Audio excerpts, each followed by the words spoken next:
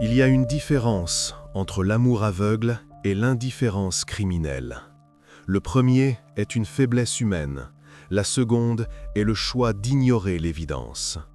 Cette histoire raconte comment l'instinct maternel a cédé la place à la peur de rester seule.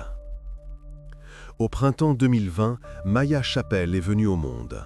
Sa mère, Dana Carr, a grandi dans une famille où régnait la maltraitance. Les deux parents abusaient de l'alcool. Le père maintenait les siens dans la peur. Il criait, frappait, humiliait. L'enfance de Dana était imprégnée de cette terreur, et elle ne rêvait qu'une chose, s'enfuir de là dès que possible. À peine la jeune fille a-t-elle volé de ses propres ailes qu'elle a quitté la maison. Apparemment juste à temps. Peu après, son père a été condamné pour avoir ôté la vie à un homme et envoyé en prison. À ce moment-là, Dana, 17 ans, sortait déjà avec James Chappell. Il avait 21 ans. Beaucoup pensaient qu'elle était trop jeune pour une relation sérieuse, sans parler de la maternité. Mais la jeune fille cherchait désespérément ce qu'elle n'avait jamais reçu, de la chaleur et de l'attention. James, lui, voulait la sortir de cet environnement toxique. Ils se sont mariés et ont commencé à se préparer à la naissance de leur fille. Après l'arrestation du père, la mère de Dana a demandé le divorce et a trouvé un nouveau partenaire. Il s'est avéré être un homme honnête, a facilement trouvé un terrain d'entente avec sa belle-fille et aimait sincèrement la petite Maya. Malheureusement, le mariage de Dana avec James ne lui a pas apporté ce qu'elle espérait. La relation s'effondrait littéralement à vue d'œil. À l'été 2022, alors que Maya avait 2 ans, les parents se sont séparés. Dana n'avait pas l'intention de retourner chez sa mère. Et cela n'a pas été nécessaire. Presque immédiatement après la rupture, elle a commencé à fréquenter Michael Damond. Tout s'est développé à une vitesse fulgurante, comme si la jeune fille avait peur de rester seule, ne serait-ce qu'une journée. Fin août de la même année, les jeunes gens avaient déjà emménagé ensemble. Maya est restée vivre avec sa mère. Le nouveau petit ami n'avait pas de travail. Dana travaillait presque 100 jours de repos pour joindre les deux bouts. L'argent manquait constamment. Il n'y avait donc pas de moyens pour une nounou ou une crèche. En partant travailler, la mère laissait sa fille avec Michael, seule, dans cette maison. Le père biologique de Maya la voyait rarement. Son ex-épouse faisait tout pour empêcher les rencontres. Tout cela se passait dans la petite ville britannique de Chawton Colliery. La vie suivait son cours. Personne ne pouvait supposer qu'1 mois plus tard, une tragédie se produirait. Le 28 septembre 2022, vers 10 heures du matin, le beau-père de Michael, un homme nommé Carl Gallagher, est passé voir le couple. À ce moment-là, les jeunes gens vivaient ensemble depuis déjà 1 mois. D'après Dana, tout se passait à merveille. Mais lorsque Carl est apparu dans la maison, son attention a été attirée par le comportement de Maya. Elle semblait anxieuse, évitait Michael. Quand celui-ci entrait dans la pièce, la petite se figeait.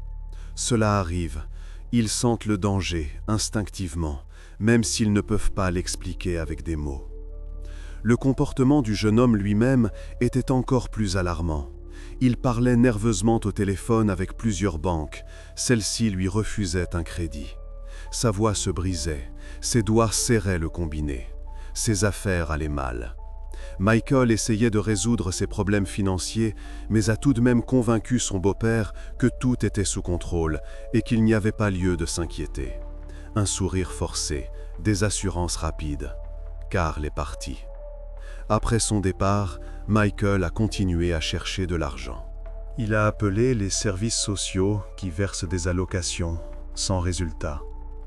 Il s'est adressé à de nouvelles banques. Nouveau refus en raison d'un mauvais historique de crédit. Ensuite, il a parlé 16 minutes avec une fondation caritative, sa voix devenant de plus en plus désespérée. Cela n'a rien donné non plus. Cette série d'échecs l'a fait sortir de ses gonds. Le silence régnait dans la maison, seul le tic-tac de l'horloge au mur, et celle qui ne pouvait pas s'enfuir. Dans l'après-midi du même jour, Michael a appelé Dana au travail. Voix égale, presque calme. Il a signalé que Maya avait perdu connaissance. Elle respirait mal, il fallait rentrer d'urgence à la maison. Dana a accepté et a immédiatement demandé sa journée. Juste après sa conversation avec elle, Michael a composé le numéro d'urgence 999. Dans l'enregistrement du centre de régulation, on l'entend expliquer la situation, d'un ton monotone, sans panique. Lorsque les ambulanciers et la police sont arrivés sur place, ils ont trouvé la petite dans un état critique. Elle gisait immobile, respiration saccadée, à peine perceptible. Maya a été transportée à l'hôpital Royal Victoria de Newcastle. Elle était inconsciente. Les 2 jours suivants, les médecins se sont battus désespérément pour sa vie. Sans succès. Maya n'a jamais repris connaissance. Les appareils ont été débranchés le 30 septembre. L'autopsie a révélé de multiples lésions cérébrales. 5 experts indépendants sont parvenus à la même conclusion. Les traumatismes étaient le résultat de mauvais traitements. Les médecins qui se sont occupés de Maya ont été choqués par l'ampleur des blessures. L'un des chirurgiens dira plus tard que dans sa pratique, une telle chose ne se rencontrait qu'après des accidents de voiture à grande vitesse. Son apparence parlait d'elle-même. Même aux endroits les plus vulnérables, on a découvert de gros hématomes à différents stades de guérison, violet, jaune-vert, gris presque guéris. Bien qu'il fût difficile de déterminer avec précision le moment de leur apparition. À en juger par la nature des bleus, la majeure partie avait été infligée précisément le 28 septembre, ce jour-là même où tout est allé de travers pour Michael. Dana et Michael ont été interrogés séparément. Tous deux ont affirmé que Maya n'avait pas subi de mauvais traitements. Tous deux étaient prêts aux questions. Ils expliquaient que la petite était très active, qu'elle courait et tombait tout le temps. Comme ça, maladroite, curieuse. C'est pourquoi les bleus apparaissaient d'eux-mêmes. Les médecins ont immédiatement réfuté ces déclarations. Tous les spécialistes se sont accordés à dire « de tels traumatismes ne surviennent pas accidentellement, jamais ». Les détectives ont approfondi l'enquête. Les proches de Michael et Dana ont attiré l'attention sur un détail. Quelques jours seulement après que le couple a commencé sa vie commune, des bleus ont commencé à apparaître sur Maya. Les premiers ont été remarqués le 26 août. Des voisins se promenaient avec leurs enfants et ont croisé Dana et sa fille. Tous ont remarqué un traumatisme à la tête que la jeune femme essayait de dissimuler avec les cheveux de la petite. Des mouvements de main maladroits quand quelqu'un s'approchait, un détournement rapide du regard. Le lendemain, la famille a rencontré des proches. La famille de Michael s'est également jointe à eux. Tous ont remarqué des lésions sur le corps de Maya. Cette fois, le jeune couple a déclaré qu'elle était tombée du toboggan. Dana soutenait volontiers la version de son petit ami, hochait la tête, ajoutait des détails. Cela a alors apaisé l'entourage, bien qu'il fût difficile de croire à cette histoire dès ce moment-là. Il y avait un bleu, non seulement sur la tête, mais aussi à l'intérieur de l'oreille gauche de Maya. Difficile d'imaginer une situation où une telle blessure aurait pu apparaître accidentellement. De plus, autour de la mâchoire, il y avait des traces de points distinctes, comme si quelqu'un l'avait saisie avec les doigts, fermement, très fermement. Le 5 septembre, Michael a appelé Dana au travail et a dit que Maya avait des problèmes respiratoires. Lorsque la mère a demandé sa journée et est rentrée à la maison, tout allait bien. Maya jouait, elle respirait normalement. Mais de nouvelles traces étaient apparues sur son corps. Le petit ami les a immédiatement mises sur le compte de chutes accidentelles dans la cour, où il s'était soi-disant promené pendant que Dana travaillait. Un grand geste de la main, comme pour dire « Eh bien quoi, ça tombe tout le temps ». Le lendemain, la mère se promenait elle-même avec sa fille. Plusieurs connaissances ont simultanément remarqué une coupure visible sur le nez de Maya, fraîche, pas encore cicatrisée. Quelques jours plus tard encore, elle a eu la lèvre fendue, un gonflement, une croûte de sang séché. Les excuses étaient toujours les mêmes. Elle courait, elle est tombée, elle s'est cognée. Mécaniquement, sans émotion. Ensuite, la petite a été confiée brièvement à sa grand-mère, la mère de Dana, pour qu'elle passe du temps avec sa petite fille. Ils avaient des relations chaleureuses avec le beau-père. Le soir même, alors qu'on donnait le bain à Maya, l'homme a remarqué des bleus sur tout son corps. Il a même pris cela en photo et l'a envoyé à Dana. Malgré toutes les assurances, le père voyait le comportement de la petite changer. Lors de ses visites rares et irrégulières, il a remarqué que le comportement de Maya s'était brusquement dégradé. Elle était devenue désobéissante, très nerveuse, pleurait constamment et avait du mal à s'endormir. Elle tressaillait au moindre bruit sec. Le père a directement lié cela à l'influence négative de la mère et de son nouveau petit ami, mais il n'a rien pu faire. Il avait les mains liées. Le tribunal avait déjà rendu sa décision. En réalité, durant cette période, Michael était surveillé par des créanciers qui réclamaient de l'argent. C'est probablement cela qui s'est répercuté sur Maya. Il avait accumulé une dette très importante pour des substances illicites. Ceux qui les lui avaient vendues commençaient à exiger leur paiement. Ils se montraient de plus en plus menaçants. Des appels à toute heure du jour et de la nuit, des messages de menaces, la tension montait. Un soir, James est venu chercher sa fille à la maison où elle vivait avec Dana et Michael et a vu des fenêtres brisées, des éclats de verre au sol, du scotch sur le cadre. Tous deux ont prétexté des vandales, mais il a été établi plus tard qu'il s'agissait de ces mêmes personnes qui tentaient ainsi d'intimider le débiteur.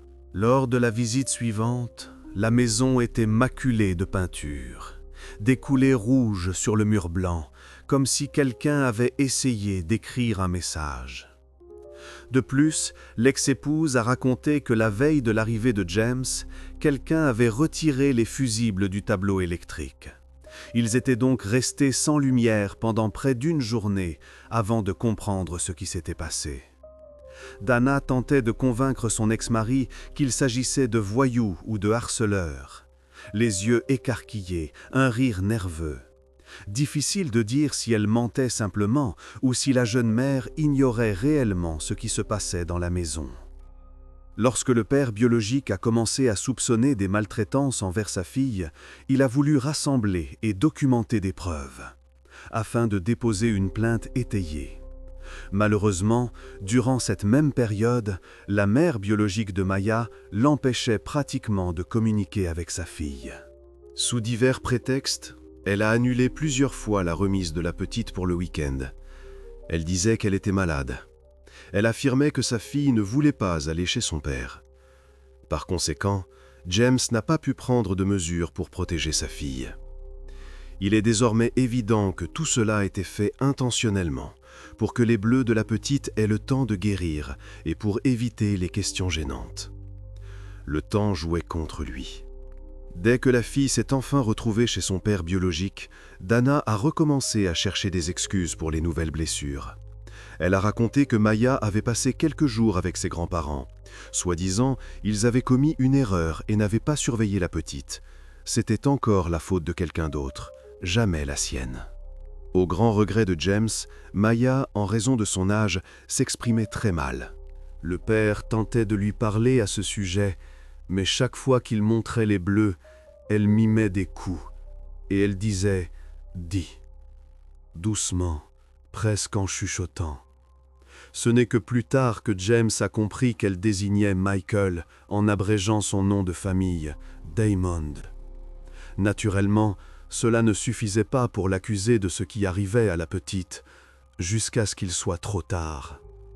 Lors de l'enquête, une grande quantité d'informations a été obtenue après l'examen des correspondances et des téléphones. Tout donnait l'impression que Dana ne réalisait pas ce qui se passait réellement. Elle croyait volontiers à tous les mensonges proférés par Michael. Le plus souvent, il affirmait que Maya était tombée sur l'aire de jeu pendant leur promenade, ou bien qu'elle s'était cognée contre quelque chose dans la maison en courant. Avant la rencontre avec ce jeune homme, rien de tel n'était arrivé dans la vie de la petite. Mais même ces changements radicaux n'éveillaient aucun soupçon chez la mère biologique. Elle continuait de croire ce qu'on lui racontait. Et la situation s'aggravait en raison de l'impunité. Lorsque James a commencé à chercher activement à comprendre ce qui arrivait à la petite, Dana s'est inquiétée et a eu une discussion sérieuse avec son compagnon. Maya présentait effectivement plusieurs bleus étranges ressemblant à des morsures, des marques semi-circulaires disposées par paires. C'est alors qu'est arrivée l'excuse la plus étrange de Michael. Il a déclaré que Maya se mordait elle-même. Une pause dans les échanges. Puis, sérieusement, elle fait ça? Les détectives se sont alors posé une question. Pourquoi, face à toutes ces blessures étranges et au comportement suspect de son petit ami, Dana ne s'était-elle adressée ni à un centre médical, ni à la police, ni à d'autres spécialistes? La jeune mère a invoqué son inexpérience. « Je ne savais pas », répétait-elle encore et encore. « Je pensais que tout était normal. » Michael lui-même, quand tout le monde a commencé à poser des questions gênantes à la famille sur les blessures de Maya, a simplement déclaré « S'ils n'arrêtaient pas de poser ces questions et de mettre leur nez dans ce qui ne les regardait pas, ils ne la garderaient plus. » Un ultimatum. Dur, direct. Contre toute attente, la réaction de Dana à cette déclaration a été ambiguë. Elle s'est mise à convaincre son petit ami qu'elle le croyait. Elle a commencé à justifier son comportement et la nécessité de faire des économies. Le dialogue s'est terminé par une déclaration d'amour de Dana, affirmant qu'elle lui faisait confiance et qu'elle voulait qu'il continue à garder sa fille. Au lieu de vérifier les soupçons pesant sur Maya, elle continuait de le défendre. Même lorsqu'on lui montrait des photos de sa fille couverte de coups, elle assurait à tout le monde que sans la surveillance de son petit ami, Maya aurait été encore plus gravement blessée.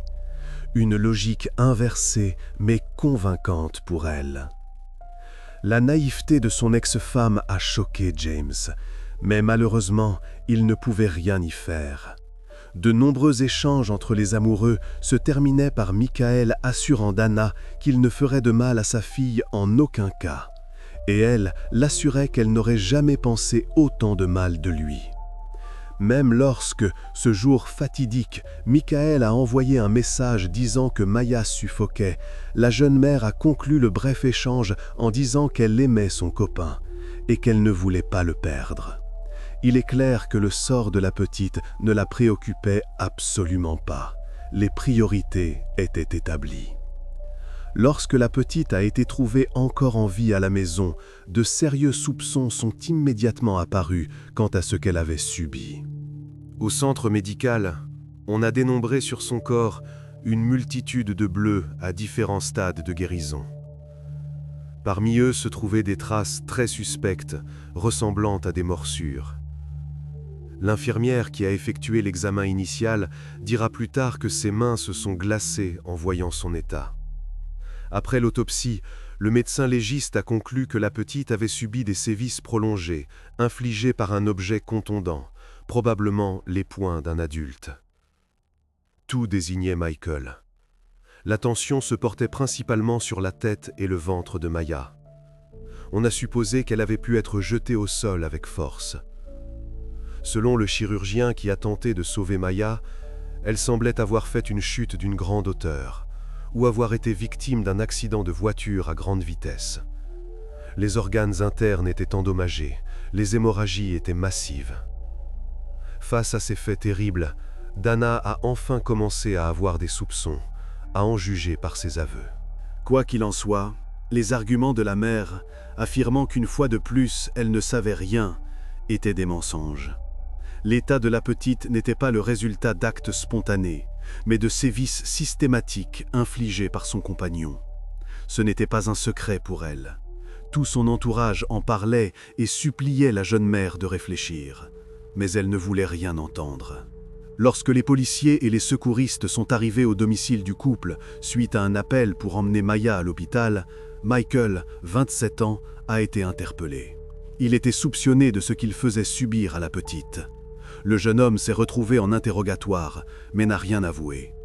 Lorsque Maya est décédée au centre médical, le jeune homme a été accusé de lui avoir ôté la vie. Il a de nouveau comparu en interrogatoire, cette fois en tant que suspect principal. Mais il niait toujours sa culpabilité. Il était assis, calmement, les mains sur la table, le regard droit. Au contraire, il décrivait sa relation avec Maya comme aimante et pleine de compréhension mutuelle. Selon le jeune homme, il ne l'avait même jamais grondée ni haussé le ton. Mais ce jour-là, quand elle a soudainement cessé de respirer, il a senti qu'elle n'allait pas bien. Avant qu'elle ne perde connaissance, ils jouaient ensemble à la Xbox. Lui sur le canapé, elle à côté. Puis elle est allée dans la chambre. Michael a continué à jouer. Environ 10 minutes plus tard, un bruit sourd s'est fait entendre depuis la chambre de la petite. Il s'est levé pour voir ce qui s'était passé. En montant, il a trébuché. Il a découvert Maya gisant sans mouvement. Il s'avère qu'elle était tombée accidentellement du lit. Cela semblait peu convaincant. Il a immédiatement remarqué la respiration saccadée de la petite. C'est pourquoi il a contacté sa petite amie pour la faire rentrer à la maison. Et après cela, les services de secours. Le répartiteur parlait avec Michael pendant que les secours étaient en route. On lui a donné des instructions détaillées sur la façon de prodiguer les premiers soins. Le jeune homme, de son propre aveu, a pratiqué la respiration artificielle et le massage cardiaque. Tout cela n'était que mensonge. Même plusieurs chutes du lit sur le sol n'auraient pas pu causer une telle quantité d'hématomes. Tout indiquait une torture constante de la petite, mais Michael ne l'admettait pas. Il restait confiant, répondait clairement. Ensuite, les détectives ont parlé avec le beau-père du jeune homme, qui était passé chez lui le matin même. Il avait été tellement frappé par le comportement de Maya qu'il avait même voulu, au début, l'emmener avec lui. Selon l'homme, elle pleurait, appelait sa maman. Elle avait l'air effrayée et essayait même de se cacher en voyant Michael. Elle se collait au mur, détournait le visage. Il était évident que la petite n'était pas à l'aise près de cet homme. Quand le beau-père en a parlé au gars, celui-ci a dit que tout allait bien. Et il l'a convaincu qu'il n'y avait pas de quoi s'inquiéter. Un sourire forcé, un léger haussement d'épaule. Malgré cela, l'homme a réussi à filmer une vidéo capturant des images du comportement étrange de Maya. Plus tard, elles ont été utilisées au tribunal, la preuve que la petite avait peur. Les détectives ont étudié l'historique des appels de Michael et ont été choqués par les intervalles de temps. L'appel au service de secours avait été passé depuis le téléphone fixe, mais pendant que le répartiteur conseillait le jeune homme sur les premiers secours, un autre appel a été passé, à la banque, depuis son portable. Le criminel a simplement laissé Maya dans un état critique dans la chambre et s'est absenté un court instant pour demander un autre crédit. Son sort lui était indifférent. L'argent était plus important. Outre tous ces épisodes et le comportement suspect du jeune homme, les enquêteurs ont établi qu'il était infidèle à sa petite amie. En réalité, il avait un profil sur un site de rencontre en ligne. Pendant sa vie commune avec Dana, il correspondait et sortait avec d'autres filles. On a même découvert une correspondance dans laquelle l'une de ses maîtresses avouait être tombée enceinte de lui. La communication avec elle a immédiatement cessé. Le dernier message est resté sans réponse. En plus de substances illicites, Michael prenait des stéroïdes. C'est précisément ce qui a eu une influence sérieuse sur son comportement agressif et son état émotionnel, surtout dans le cadre de sa consommation. Il ne se contrôlait tout simplement pas par moments. Hormones, colère, dette, tout se mélangeait. À cause de cela, Maya prenait des coups. Elle était à proximité, elle était sans défense. Dana continuait d'insister sur le fait qu'elle ignorait tout cela. La jeune mère a également été accusée de maltraitance envers sa fille. On considérait que par son indifférence, elle avait contribué à ce qui se passait dans la maison. Dana avait été avertie de la situation, mais n'avait rien fait pour protéger sa fille. Au lieu de cela, elle soutenait Michael et disait qu'elle ne le quitterait pas. L'amour est aveugle, parfois jusqu'au tragique. En octobre 2023, le véritable procès a commencé.